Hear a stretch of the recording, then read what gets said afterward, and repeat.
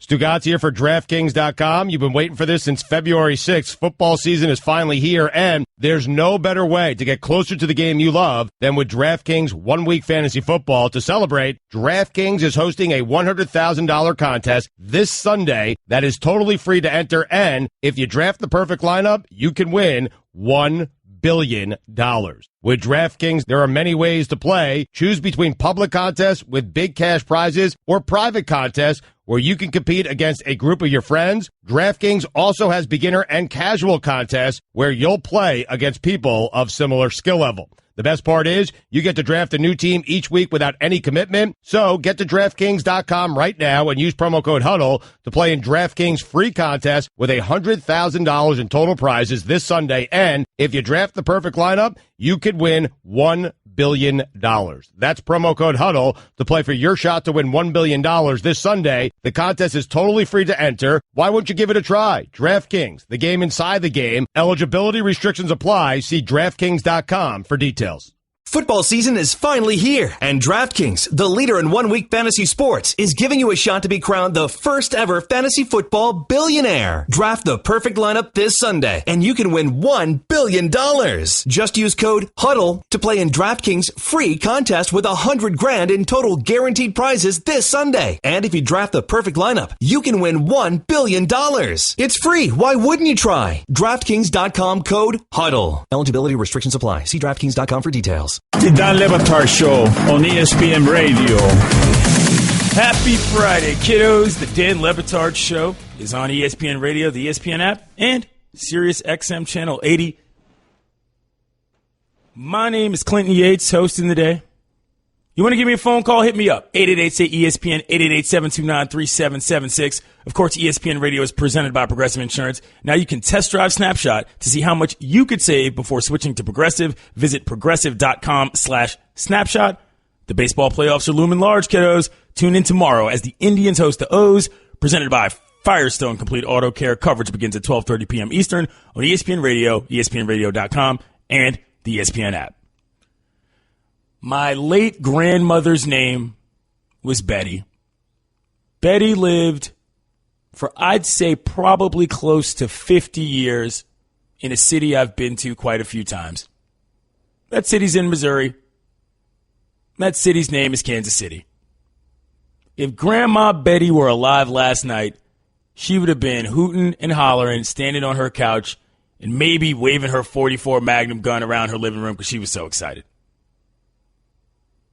She was a huge Chiefs fan. Few things made her happier than watching that football team win. And last night, as the Chiefs were absolutely pummeling the Patriots, I couldn't help but think of what she would have done if she were here to see it. Nobody on earth expected what they saw last night. Don't try to act like you did. Don't try to tell me you had some scheme in which Alex Smith was going to turn into Joe Montana. Don't act like that was real. This was a shocker of the biggest order, in my opinion, that we've seen in the NFL in a long time.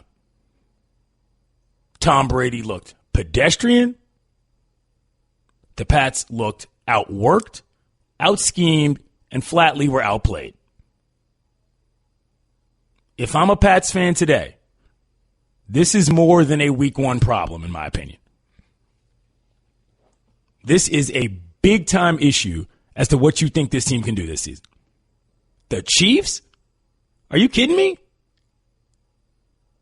Getting your can slammed at home like that the day you unfurl your championship banner? Woo! I'm sorry, that is wildly embarrassing on a lot of levels. Brady looked like a 40-year-old man. We talked about this yesterday. I said I am so excited for the day that Pats fans have to internally face themselves and ask the question, is this our guy going forward? We're not there yet. I mean, you can't just dump a guy after week one after all he's given you, but dog, that did not look good. I mean, if you're going to expect Kareem Hunt to blow up like that every week, nope. He was a rookie. made that Pats defense look like they had no idea what was going on. Actually, a pretty impressive offensive game from the Chiefs. I'll give them that. They had a game plan. They stuck to it. Alex Smith looked good throwing the ball deep, something that he's been criticized a lot for in his career. Tom Brady was angry. I'll admit it. I was happy to see it. There's all sorts of people writing articles. Did the Patriots need to be humbled? Did the fans need to be humbled? Did they need that loss? There are sports in which I believe in teams needing losses. I said on the Round the Horn Wednesday that I actually think the U.S. men's soccer team could do to miss a World Cup or two in order to realign their priorities. The one sport I do not think that's the case is football. You don't play enough games. There is no such thing as a good loss in football remotely. The math just isn't there. Let's hear the play-by-play of Alex Smith connecting with Kareem Hunt.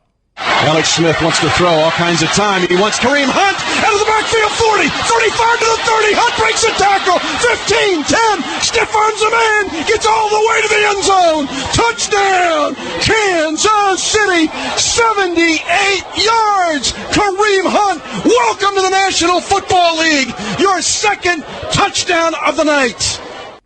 That's from 101 The Fox, Chiefs Radio, the Chiefs Radio Network, excuse me. They're in midseason form. But I got to ask you, Pats fans, let me know. I don't want to use the word panic button, but how far do you go with that? This wasn't a garden variety loss. 16 for 36 from Tom Brady? He missed 20 throws? A couple drops there, but come on. Can't have this. Can't have this at all. Let's hear what he had to say about his team's performance. Tom Brady, that is. The guys that are in there are going to have to do a good job. Every position that we have is going to have to do a better job than we did tonight.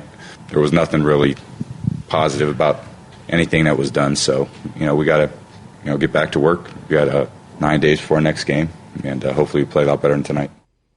Maybe I missed more of that presser, but pretty sure it starts with you, Tom. I mean, last time I checked, you're the one making the big dollars. You're the one all over my TV and magazines. We got to do a lot, apparently, but you are the leader of that team. It's creeping on up, the doubt. Creeping on in. What happens if they go to the next game and lose one? Do you start thinking about what's going to happen? Does the succession plan suddenly get, fast forwarded a little bit? Can't wait for this to become a problem in Boston. Like, actively looking forward to the internal combustion that will be Pats fans if Brady starts off the season as bad as he did yesterday. Bill Belichick, head coach of the Pats, was absolutely not happy with it either. Let's hear him. All right, well, we didn't really do much of anything well enough tonight to deserve to win. We gave up 42 points, stopped on 4 short yardage plays. Got to coach better. Got to practice better. We got to play better. We got a lot of work to do. I mean, that's obvious.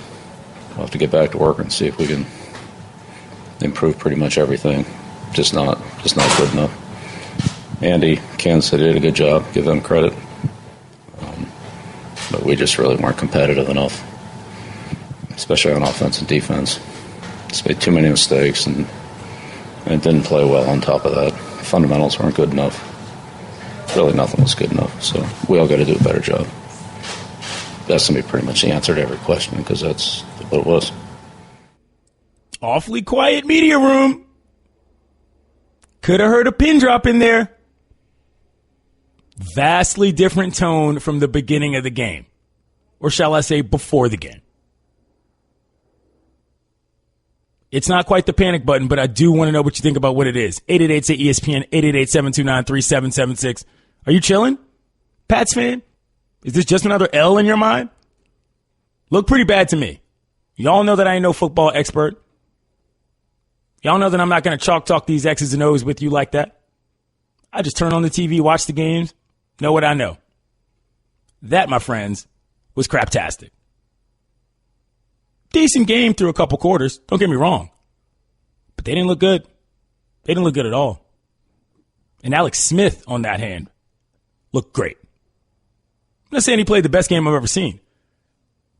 But to get 4 TDs and no interceptions on the road, I'm not sure anybody thought Alex Smith still had that game in him at all in his career in this league.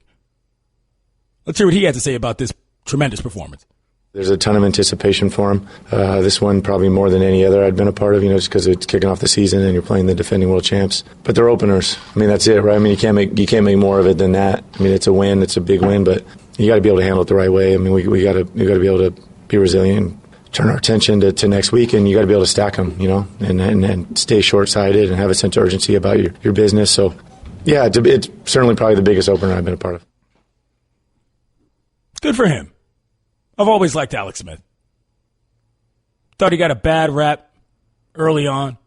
Hasn't exactly been the most consistent guy on earth. But that's a big win for him in his life and his career. They deserve that.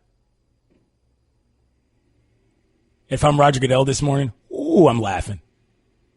Y'all out there waving towels around with clown noses on. Who's the clown now? Certainly could have used one last night. I don't know, maybe to distract the Chiefs from running all over the field. Pats fans, it doesn't look good. And you know who's happy about it? Me. Keep it locked to the Dan Le Batard Show on ESPN Radio. Joining us on the Shell Pennzoil Performance Line right now, the Huffington Post, Travis Waldron. Trav, first thing I'll ask you, did you watch the game last night? I did not. Oh, okay. Were you out reporting? We were out reporting pretty well into the evening down in Miami, and then drove back to the hotel, and we were just trying to get situated, so didn't have a lot of time to watch the game, but right. Kind of followed it on Twitter a little bit. So fair enough. But let me just okay. So you're down in Fort Lauderdale. You're there for obviously the Hurricane Irma situation. Obviously, this is a Miami-based show. Dan and Stugotz are out because they're either sheltering or evacuating. Just give me an idea of what it looks like where you are at this point. Well, we were in Fort Lauderdale on Wednesday night, and it was pretty calm. A lot of people, Home Depot, Walmart, obviously very crowded, but people were, pretty calm, orderly, just kind of going about their business. And even though they were Home Depot was running out of wood, Walmart was running out of water, it didn't feel too panicked. As the day went on and throughout the day yesterday, I mean, you could definitely kind of sense a little bit of shift in pace and attitude. People are a little bit more urgent, but it certainly seems like they've done a good job of preparing down here and giving everybody enough time. I was at the gas station in Miramar this morning, which is a little bit northwest of Miami, and the lines were out of the parking lot. It's not like it's a normal day in that sense, but it still went pretty fast, pretty smooth. There's even some like kind of eerie signs of normalcy. On the way to the gas station, there were people like state workers out mowing the grass on the highway.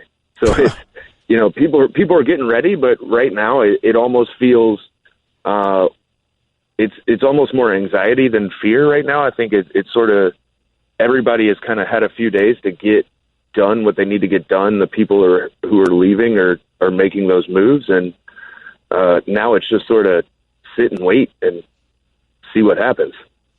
Travis, how did you get this assignment, and what's it kind of like going into a situation where everyone's either evacuating or leaving or preparing for worst case scenario? Yeah, so I had talked with editors last week about going down to Houston, and then they ended up sending other people, and we were in a meeting on Monday or Tuesday, I guess, and they asked if anybody wanted to go. I have family down here, so I figured it would be, at worst case scenario, if I was down here, I would at least have family around and accessible, which would make it a little easier to deal with. In terms of coming in, I mean, there wasn't a whole lot of time to think about it. It was sort of Tuesday planning, Wednesday leave, get down here and start reporting. It's definitely interesting, kind of having the conversations with people where you're coming in when they're going out. One of the kind of, nice things has just been the cordiality of everyone in the stores, and kind of, like I said, it's been really peaceful and orderly. People just kind of nodding, good luck, stay safe. A lot of people aren't leaving. The evacuation zones along the coast, people are getting out, but farther inland, people seem like a lot of people are staying. They've been through a lot of these before, and obviously it's difficult for a lot of people to leave. They don't always have anywhere to go. They don't always have the money to get out. So we've talked to a lot of people who are in that situation. And, then there's the other factor of this thing's going to hit the whole state, which complicates the where do you actually go nature of it. But it's definitely been interesting to talk to people and kind of get the various perspectives on whether they're going to stay or whether they're going to go. And right now, I think, like I said, it's just sort of, it's been a few days. Everyone knows this is coming. And at this point, I think a lot of people just wanted to get here and get over with. We're talking with the Huffington Post's Travis Waldron here on the Dan Le Batard Show. Clinton Yates, Aaron Dotson filling in here on ESPN Radio. Okay, so obviously there's a sports angle to this.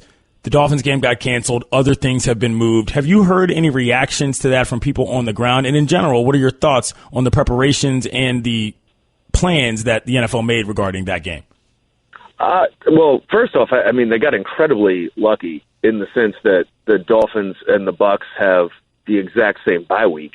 Yeah. Which made it a pretty easy decision. And obviously some of the players are probably a little upset that they're not going to get a bye week in the middle of the season now, but I don't really see what other choice Roger Goodell and the NFL and the two teams had.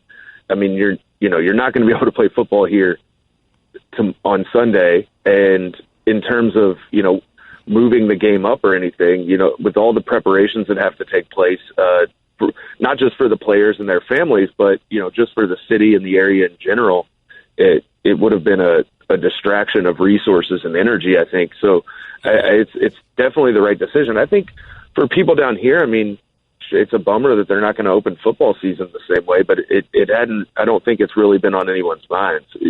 I've heard a few people in restaurants and things, talk about it. I had interestingly enough, had on a Dolphins shirt when I got down here because I'm a Dolphins fan. And some people would ask about it, make small talk about it, but there hasn't been much talk of it. And same goes for the University of Miami and everything with schools closed and the games canceled. So, I think that's been back of the mind. We drove by the stadium yesterday, the Dolphins stadium, and it's interesting. It's sitting out in the middle of nowhere and kind of all on its own. And yeah, even that, you're used to seeing stadiums empty when it's not in the middle of, when it's not a game day or anything. But even then, just the way it was just sitting there, kind of the knowing that all of this is coming at everything. And it just it stood out to me for some reason. Travis, have you gotten any wind at all of the high school sports landscape? Obviously, school just went back in, and Miami's a really big hotbed for high school talent, especially during football season. Yeah, so obviously the schools are all closed through the weekend, so there won't be any football this weekend. We'll probably get a better sense of that today. A lot of the schools in Miami have been set up as shelters, so and we're planning to go visit some of those today and just get a sense of how they're preparing and what they're doing and what they're going to look like come Saturday afternoon, Sunday morning.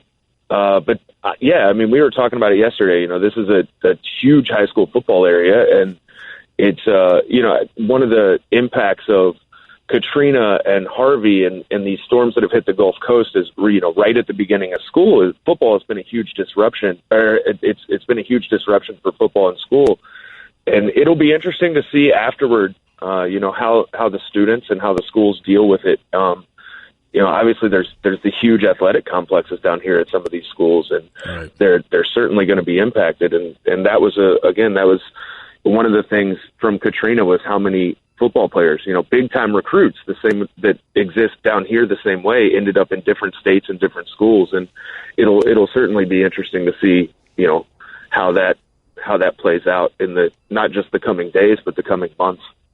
He's Travis Waldron. He writes about sports and other things for the Huffington Post. Stay safe, fam. Yeah, thank you. Keep it locked to the Dan Le Batard Show on ESPN Radio. Hi, everyone. Stugotz here. Support for the Dan Le Batard Show podcast comes from our friends at Rocket Mortgage by Quicken Loans. Chances are you are confident when it comes to your work, your hobbies, and your life. Rocket Mortgage gives you the same level of confidence when it comes to buying a home or refinancing your existing home loan. Rocket Mortgage is simple. allowing you to fully understand all the details and be confident you are getting the right mortgage for you. To get started, go to rocketmortgage.com/Stugotz. That's rocketmortgage.com/Stugotz, Stugotz, equal housing lender, licensed in all 50 states, NMLS consumeraccess.org number 3030. ESPN MLB analyst Tim Kirkjian joins us on the Shell Pennzoil Performance Line. Tim, it comes out today, the Stephen King movie. What are your thoughts on clowns? I probably won't watch it. There's probably a Pirates-Reds game that I have to watch. So, and I'm not big on horror films. I'm kind of a chicken. So, good chance I won't see it, unfortunately. All right, in all seriousness, though, the Dodgers look like they are in complete free fall, but they've been ahead for so long. At what point should Dodger fans actually be worried about what's going on with this team? Well, I would be worried right now, given the rest of the National League. The Nationals, once they get healthy with Bryce Harper, it's an if, but once they get healthy, that's a really good team. If the Cubs make the playoffs, and I think they will, I wouldn't want to see them either, assuming Jake Arrieta's healthy. The Diamondbacks have won 13 games in a row and just beat the Dodgers 6 straight times. Those are just some of the teams they'd have to see in the postseason, and that's a pretty formidable group there. Plus, it's amazing. The Dodgers lost. It took them 71 games to lose 11 games, and now they've lost 12 games out of 13. That's just stunning how this has happened. And their run, their offense is really in trouble for the moment, at least. 3 runs scored in the last 4 games, and during this 13-game span, they've only scored 28 runs. That's got to turn, or else the worries are going to get greater in L.A. Tim, what did you like from Clayton Kershaw in his second outing? And come the playoffs, will he be Clayton Kershaw? I think he'll be Clayton Kershaw in the playoffs, and everyone is. Tim? Did we lose Tim? Vince? Did we lose him? All right. Well, we'll talk about baseball. You mentioned the Nats, Aaron. Yeah. Nats called up Victor Robles. What do you think about that? I'm not surprised. He's the number 2 prospect in baseball right now, and he should add some good depth for them heading into the playoffs. I'm really hoping. Tim, you back? Yeah, sorry, my stupid phone. Sorry. Go ahead. Talk about Clayton Kershaw. Yeah. I wouldn't worry too much. There's some rust there. It's only his second start back from the disabled list.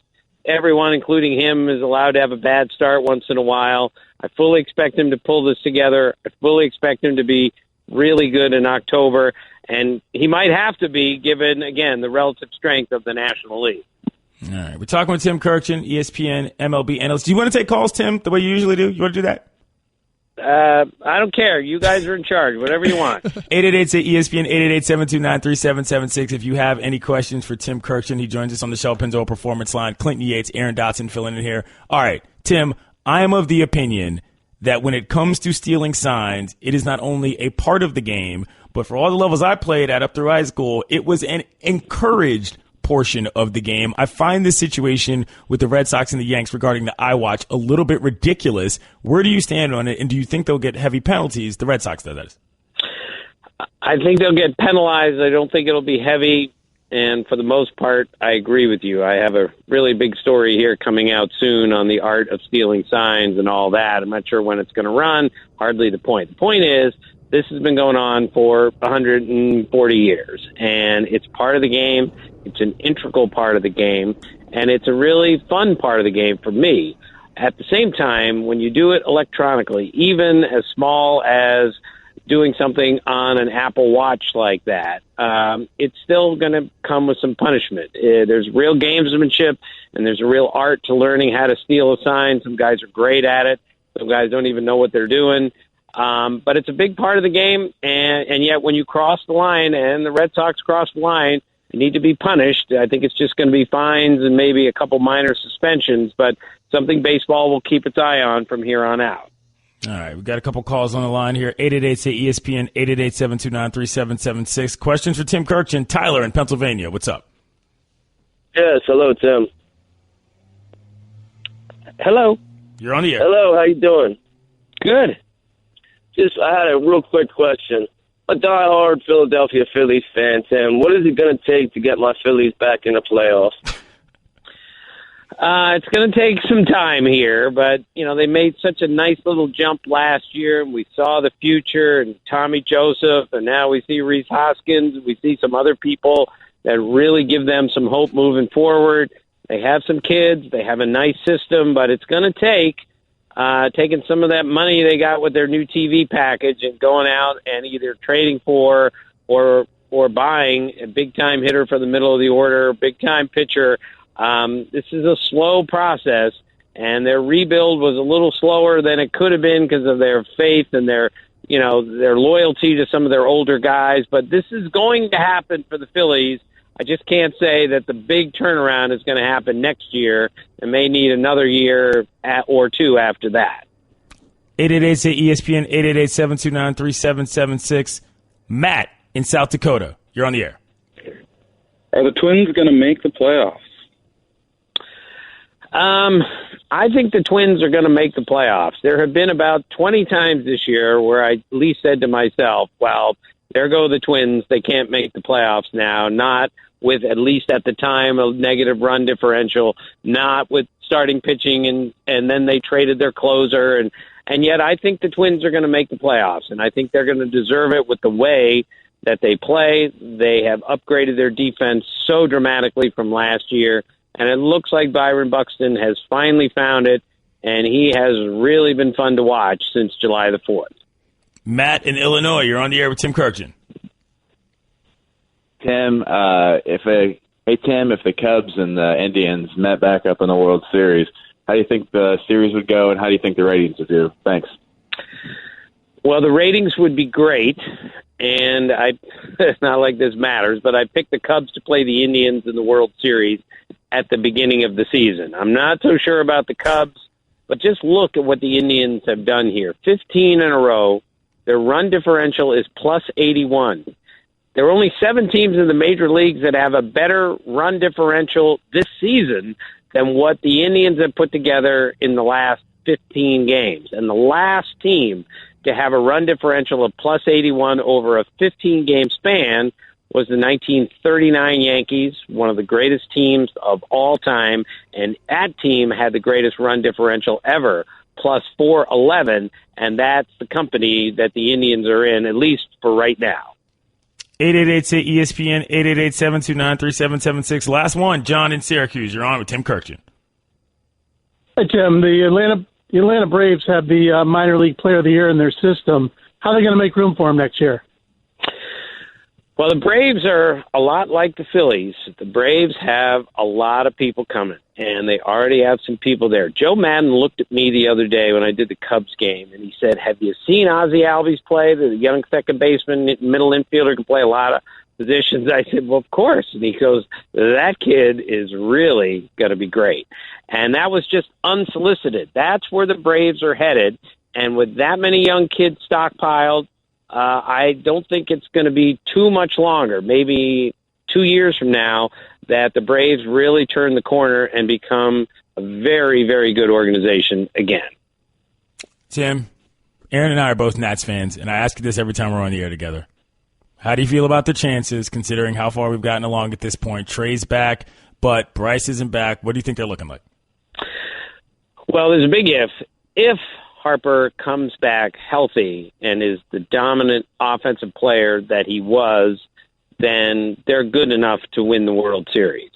If he doesn't come back 100% healthy, that's a really difficult National League to go through, given Diamondbacks and the Cubs and certainly the Dodgers. But I love where the Nationals are right now. But Harper's the key, because when he's back and he's healthy, that lineup might be the best in baseball. I don't know how you slow it down. And with those 3 starting pitchers and a much improved bullpen, that team is good enough to win the World Series.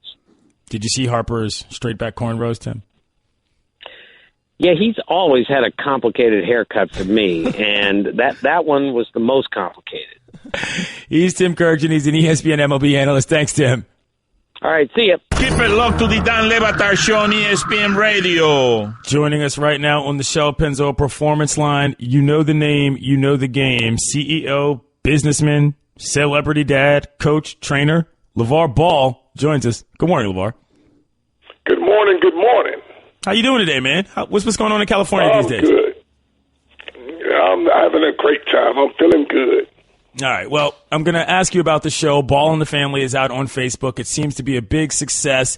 It obviously has been a large part of you guys' lives. Tell me a little bit about how that show, just in terms of production, affected how you guys do things, because I know y'all got a lot going on in that family. We got a lot going on, but it's not affecting what we're doing.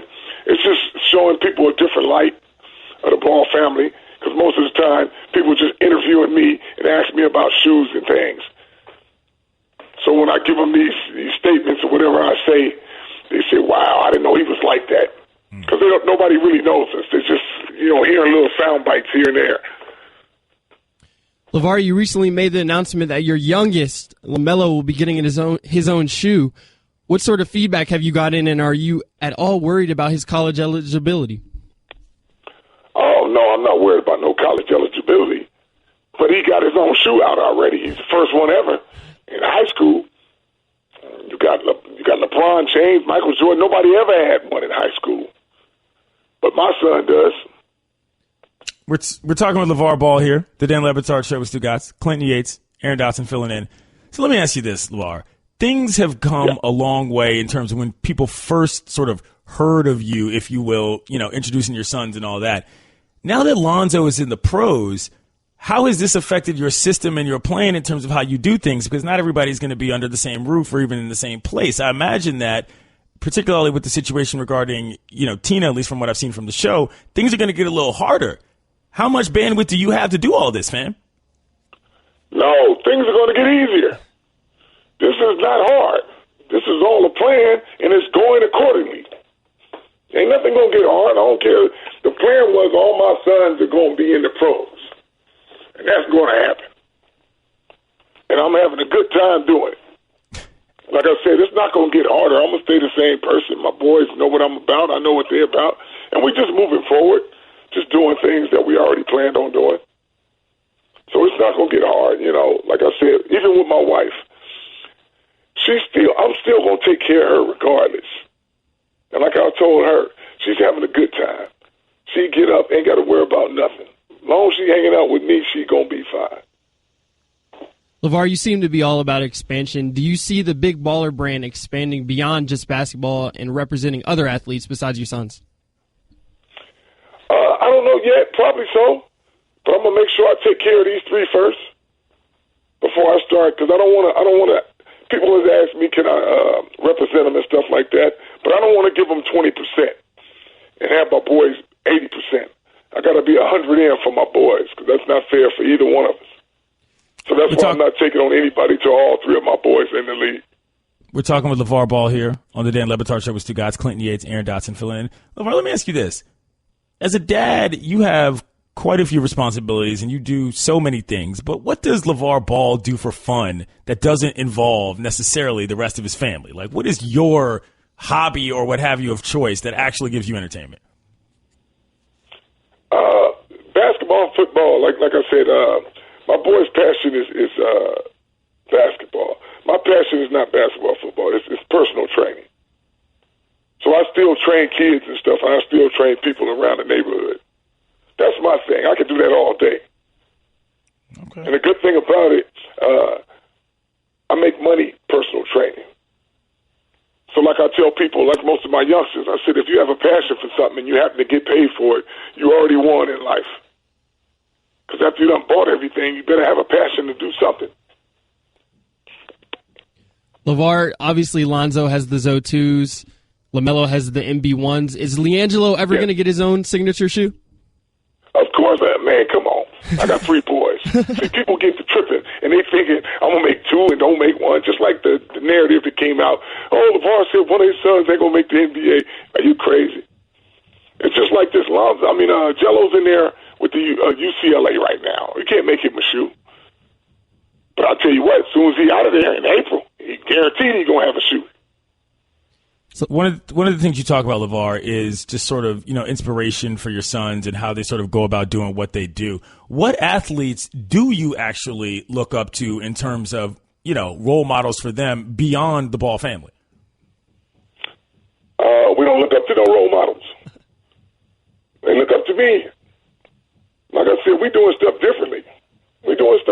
So we don't look up to anybody. We make our own path. So, LeVar, recently Jay-Z went on a podcast, the Rap Radar podcast, and said he bought 3 pairs of Lonzo shoes but hasn't gotten them yet. When are you planning on... That makes sense. I told him we're not getting nobody else's shoes out until November 24th. So, of course, you haven't gotten them yet. Ain't nobody got them yet.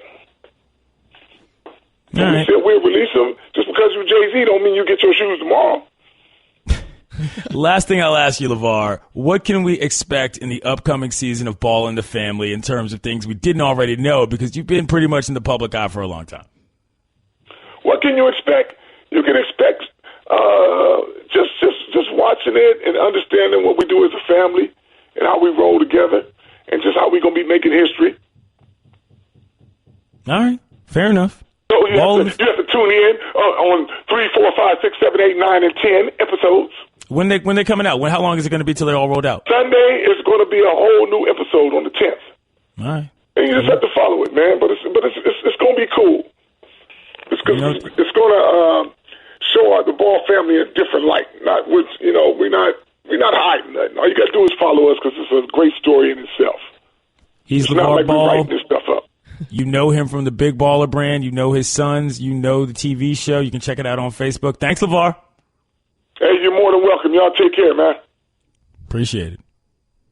Aaron Dotson. Yes. Quick letter grade on LeVar's enthusiasm in that interview. Oh, I mean, he's always turned up. That was a little less than I was expecting. You think so? He was a little short with the answers, which is fine. I mean, it's early out there in California. But I was expecting a little more. It was still fun. Have you watched the show? I have not seen it yet. Oh, yeah. Aaron, it's a good show. It's a legitimately good reality show. Like, it's fun. I thoroughly enjoyed watching it. If any basketball family deserves a show right now, it's them. That's true. So, yeah, I'll definitely tune in eventually. I just haven't gotten a chance to watch it. What'd you think of that Melo commercial with your man Lonzo out here flipping bars? I've always said this. I think LaMelo, out of all 3 sons, has the most swag. Oh, yeah. That's a non-question. Yeah, and to see him on the show in the Lambo and the pictures of him in the Lambo and the fact that he has his own shoe, I kind of agree with LeVar. I mean, no high school kid has ever gotten his own shoe, and that's kind of crazy. Where do you stand on the Nas situation? Ooh. Well, I have a pretty close relationship with one little B, and a curse might be coming down. So let me tell you something. If Lonzo Ball thought anything else at his age, I would be worried about hip-hop big time. There is no reason Lonzo Ball should not feel exactly the way he does. What was he, 20?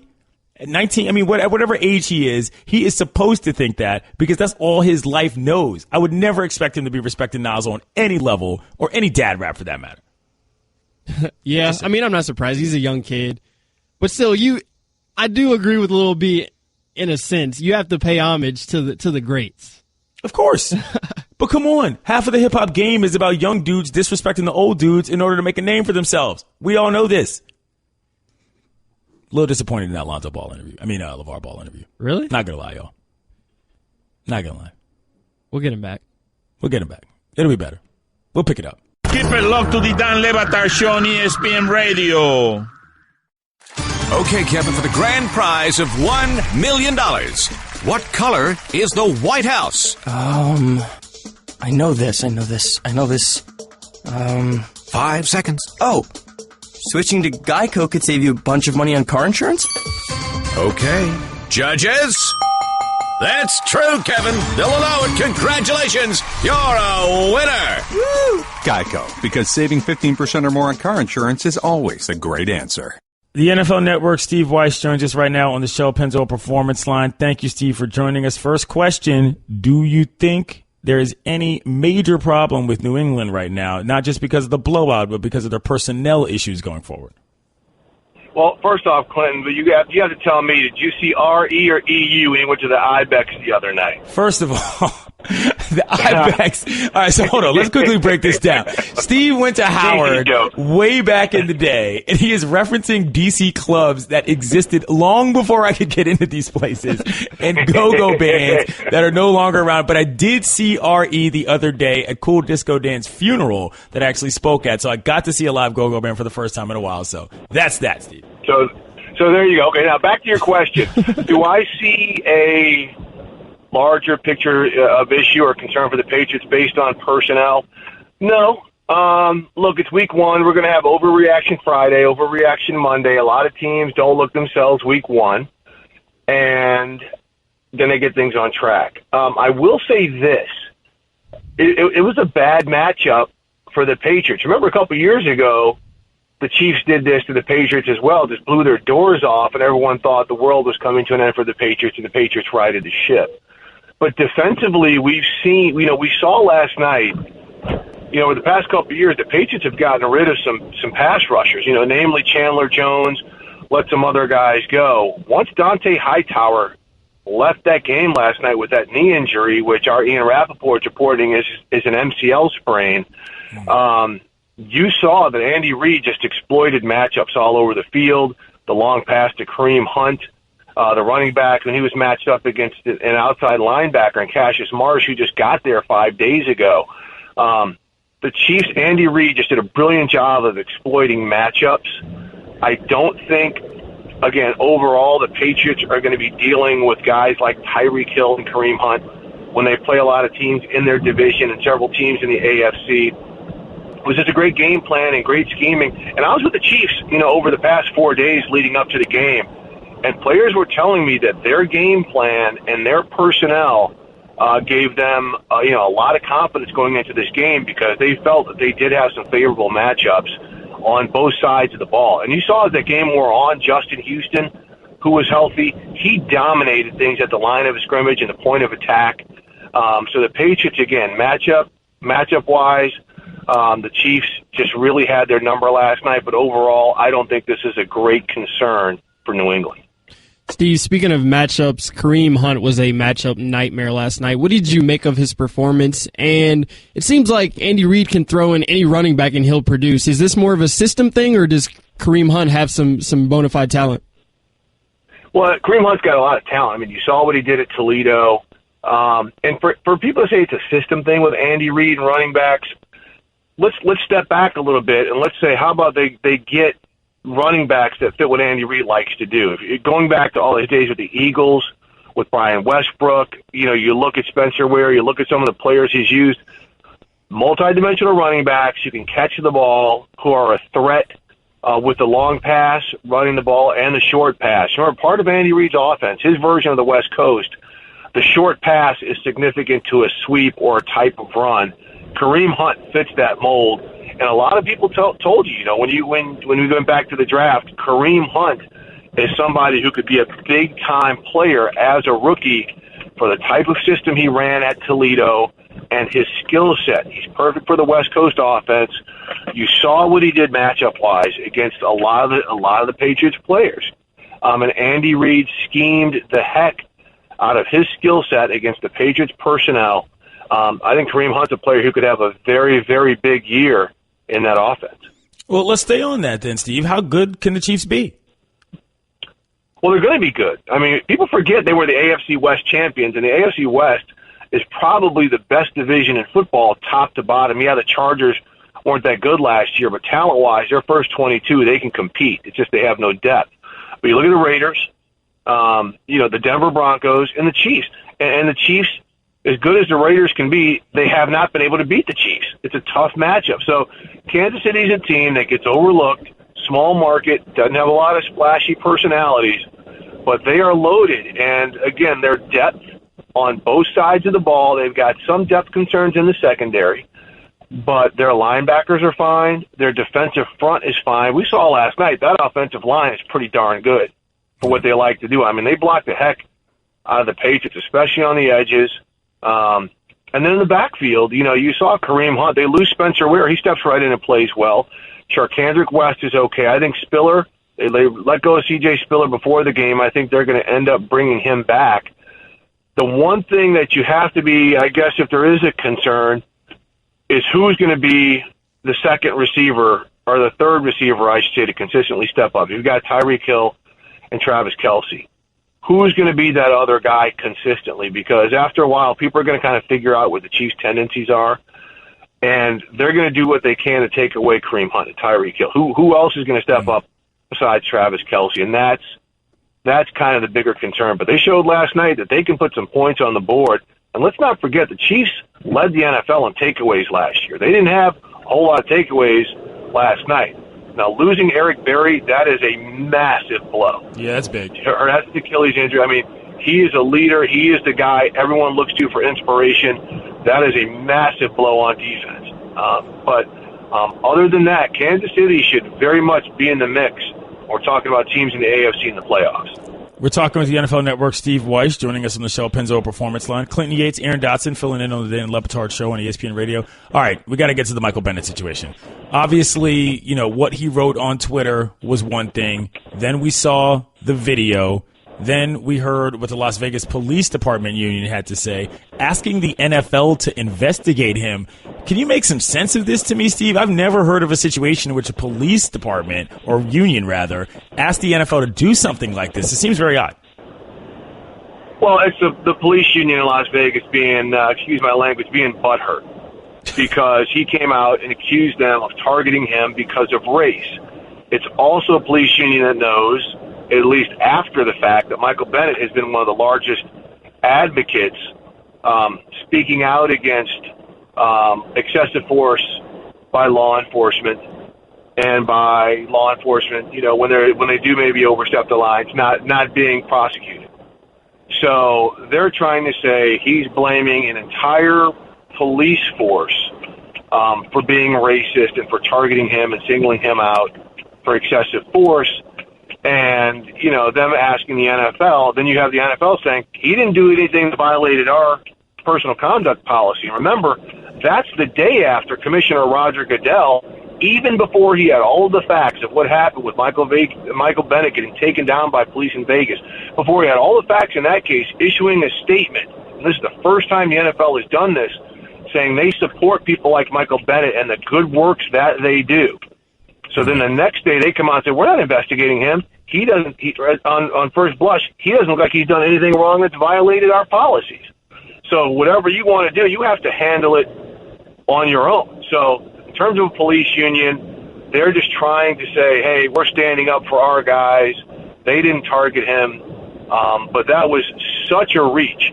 And this is the big problem that a lot of people have against some law enforcement, some of the issues, is that instead of addressing the issue of maybe something possibly wrong happening here or excessive force or someone being wrongly targeted, they're going to blame the victim. They're going to blame somebody who's accusing the police of doing something wrong. And that's what a lot of folks are speaking out against. And this is that whole blue wall issue that some people are very concerned about. And I think by the Las Vegas Police Union trying to take this preemptive strike, they're reinforcing some of the negative images people have of law enforcement. Steve, Commissioner Roger Goodell recently came out and said that he thinks Kaepernick will get another shot, but he also added that he's not a football expert, quote unquote. What do you kind of make of that comment? And now that it's kind of come from the top of the league, do you think there's a chance that Colin might get signed? Yeah, I think Roger probably wishes he worded that better. Because I think what he was trying to say is, hey, look, I'm not a football personnel guy. Yeah. I don't know who wants what for their team. So I'm going to put that part in context. I personally do not think Colin Kaepernick is going to get another job unless there is a team that suffers maybe 2 injuries at the quarterback spot. I think the owners have spoken. I think coaches and general managers have spoken. Colin Kaepernick should be on somebody's roster right now. If you're going by somebody, even as a backup, who give your team a chance to win a ball game if your starter went down. He's better than a lot of guys who are backing up. He's better than some starters. Is he a personnel fit for every scheme? Absolutely not. But I think, there's a lot of factors in play. Let's not be naive. Let's also look at the fact that the two teams that did show interest in Kaepernick, Seattle, which brought him in, and Baltimore, would at least publicly expressed they were looking at him, they got raked over the coals. First off, by people who want nothing to do with Kaepernick. Secondly, by people who think that they were being ridiculous by not signing him. So what would force the other 30 teams to step out of the shadows? They're like, hey, we don't want to deal with any of this stuff, so we're not going to deal with it. And I think you have a lot of that stuff going on. Trust me, as somebody who covers the league, there's just teams that do not want to deal with this. And if Kaepernick gets a job, again, I think it's if one team maybe has 2 injuries to that spot, and they say, hey, we're going to go ahead and bring him in. But I think that's if a team's actually in a potential playoff chase. Because most teams will say, if we suffer 2 injuries at that spot, we're in deep stuff anyway, so let's just go ahead and get a young guy in here and get him some reps. Right. So it's tough. Again, I personally don't think Cap's going to get another opportunity, and that's just because I think these teams have already showed their hand. He's the NFL Network's Steve Weish, and his alma mater won a football game that was a huge upset that nobody on earth watched. Thank you, Steve. Okay, man. You guys take care. All right. Keep it locked to the Dan Le Batard Show on ESPN Radio. Cleveland Cavaliers. You picked up Isaiah Thomas. First thing you do out the gate in his introductory press conference is tell everybody that y'all ain't talking about his hip. Come on, fam. There's one thing to talk about. Let's hear what Kobe Altman, the Cavaliers GM, had to say about Isaiah's injury. I don't want this to be the Isaiah Thomas hip press conference. And so I'm just going to, with all due respect, shut down the hip questions.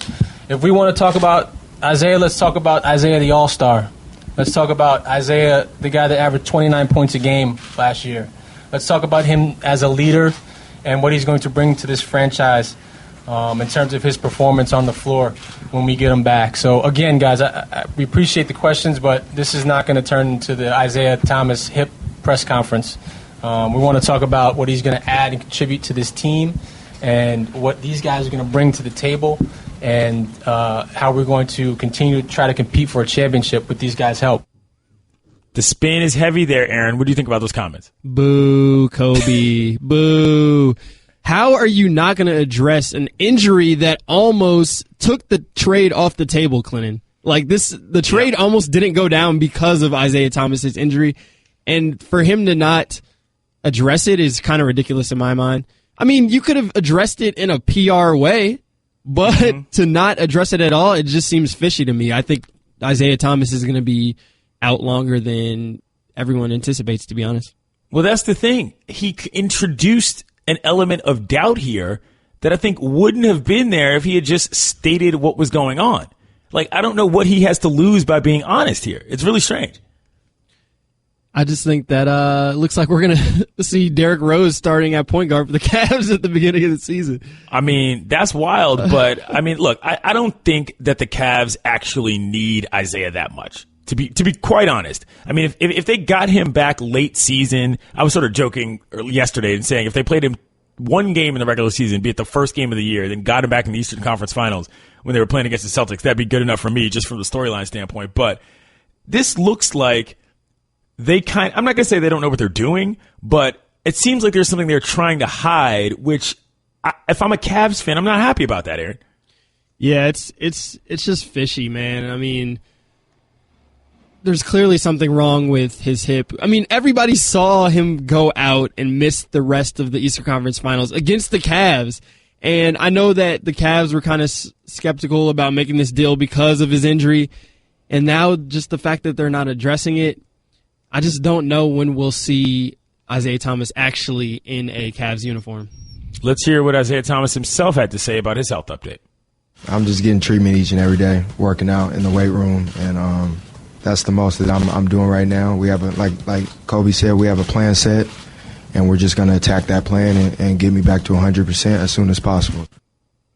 Is there any scenario here in which you think the Cavs ended up losing this trade, Aaron, if IT can't play? Like, how big of a deal is this in your world if it turns out he really is not just incapable of getting on the court, but when he does get back on the court, not the same player?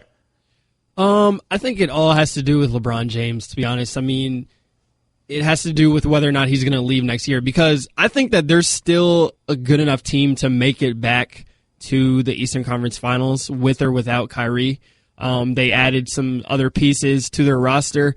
Obviously, they don't have an all-star point guard anymore, healthy at least. But I think that it all kind of has to do with LeBron James. I actually think that Cleveland got the better side of the deal. I just think that they're gearing up for the future, and they're gearing up for losing LeBron James. So you add a prolific scorer in Isaiah Thomas, who might not be completely healthy right now, but you would like to think that he's going to get healthy at some point. Right. You add a first-round draft pick. But if you lose LeBron, it still sets you up to rebuild kind of better than losing him the first time. That Nets pick, it actually allows you to have some level of hope going forward. Let's hear what Isaiah Thomas had to say about playing with LeBron James. It was surprising. It definitely.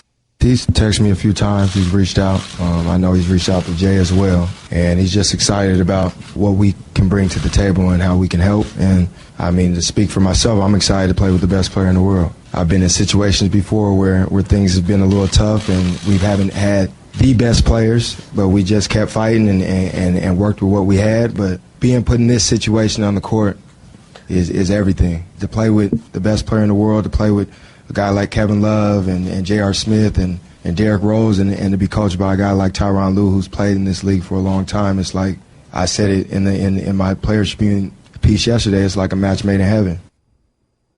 Cavaliers, don't think you're going to get through this whole season just telling people they can't ask about IT. He's the biggest trade of the offseason. He's one of the most important players in the league, and y'all got him.